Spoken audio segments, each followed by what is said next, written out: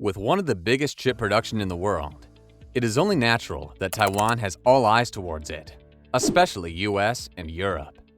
History very well tells us how these countries have always been on foot to be the only ones to dominate the world, and this chip trade might be the key for that. Keep watching to find out more, but first, make sure you hit the subscribe button and give this video a thumbs up while you're at it. Taiwan's IT sector is largely composed of the semiconductor industry there, which includes IC manufacture, design, and packaging. Taiwan has been able to set itself apart from its rivals and take control of the world market because of its excellent skills in OEM wafer fabrication and a full industrial supply chain. Approximately 20% of the world's semiconductor industry, or $115 billion, was accounted for by Taiwan's semiconductor sector. Taiwan Semiconductor Manufacturing Company, TSMC, the market leader in the foundry industry, accounts for 50% of the global market in a few niche industries, such as foundry operations. With a projected annual production of 600,000 wafers, TSMC has more than tripled the size of its investment in the United States from $12 million to $40 million. When compared to the 12 million 12-inch wafers that TSMC produces every year, this is a drop in the ocean.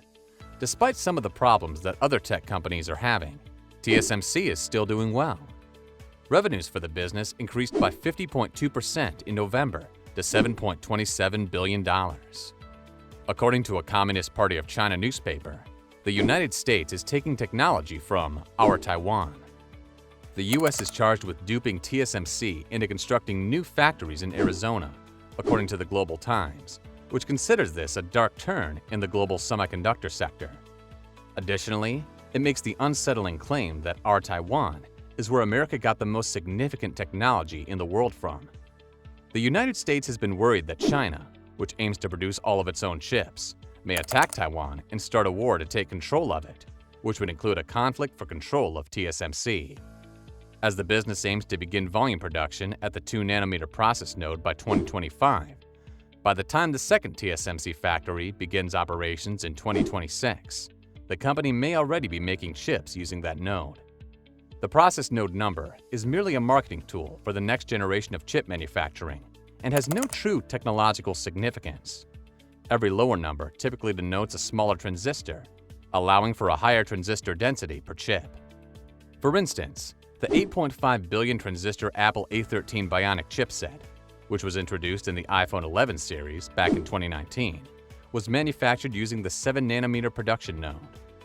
This year's iPhone 14 Pro series is powered by the A16 Bionic, which is built using the 4-nanometer technology, really an improved 5-nanometer production node, and contains around 16 billion transistors. A chip is more powerful and energy efficient the more transistors it contains. As we previously said, TSMC anticipates beginning to produce 2-nanometer chips in 2025 and has briefly explored beginning to produce 1-nanometer chips in the future. In addition to producing 2-nanometer devices in 2025, Samsung Foundry, the second largest foundry behind TSMC, has a 1.4-nanometer chip production on its roadmap for 2026. American chipmaker Intel is a wild card in this conflict. By 2025, according to the CEO of the company, Pat Gelsinger, will reclaim the process leadership from TSMC and Samsung. Gelsinger bases his confidence on Intel's usage of ribbon FET transistor architecture, which is comparable to Samsung's use of Gate-All-Around (GAA) for its 3-nanometer components. GAA will begin to be used by TSMC for their 2-nanometer processors. By stacking nanosheets vertically, GAA enables gates to be placed on all 4 sides of the channel. This lowers leakages and can raise transistor density, allowing for the fitting of more transistors into a small area. The Power Via, or backward power delivery technology from Intel, is also highly regarded. As a result, transistors can draw power from one side of a chip while connecting to data transmission lines on the other.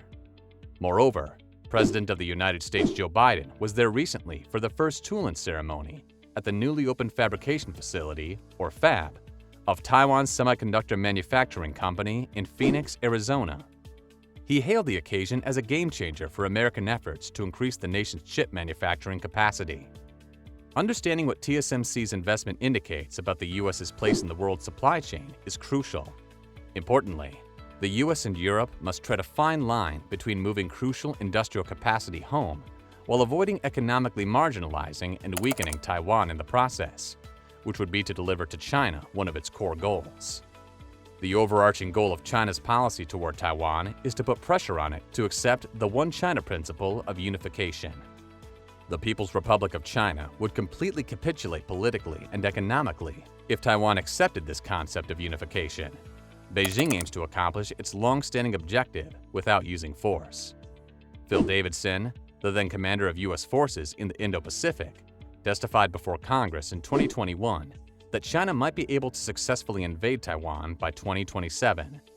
Since then, there has been an explosion of arbitrary dates mentioned in relation to China's capacity to annex Taiwan into the PRC by force.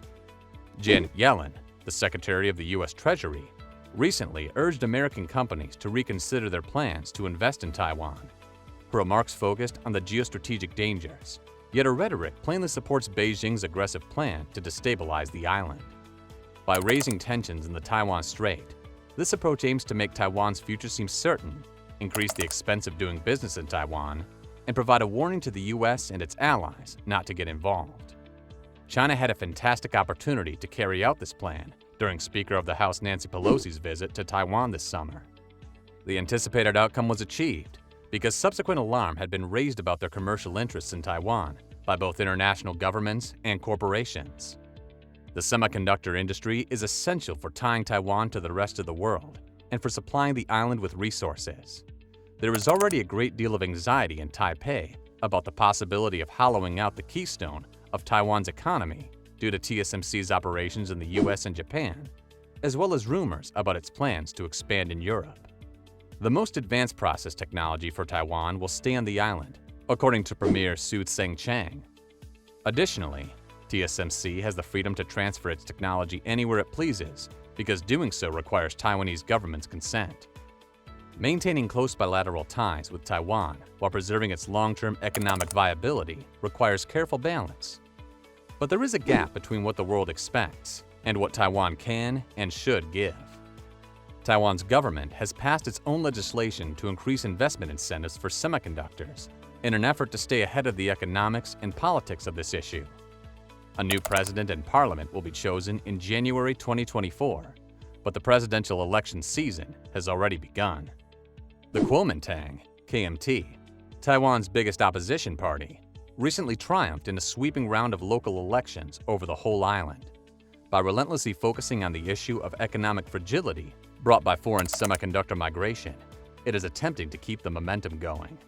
This plays into Taiwan's perception of exclusion and raises concerns about the Silicon Shield, the idea that the island's prominence in the semiconductor industry gives it influence in both economic and political matters on a global scale. State-run media in China has already taken notice of this matter and joined the debate. The KMT's approach complements Beijing's coercive economic policy nicely. The US and major European economies should take precautions while minimizing Taiwan's importance to the industry. They must emphasize the importance of onshoring while expressing their support for Taiwan's long-term economic survival. That's a message that will go down well in Taipei and with the multinational corporations that have spent decades of money on the island. The importance of Taiwan to the world economically is finally starting to sink in. However, leaving the country at this point doesn't seem like the right thing to do. A weak Taiwan is a vulnerable Taiwan, which would lead to more unrest and raise the possibility of conflict started by a ruthless China. Let us know in the comments below what you think about the chip mafia, and make sure you like, subscribe, and share.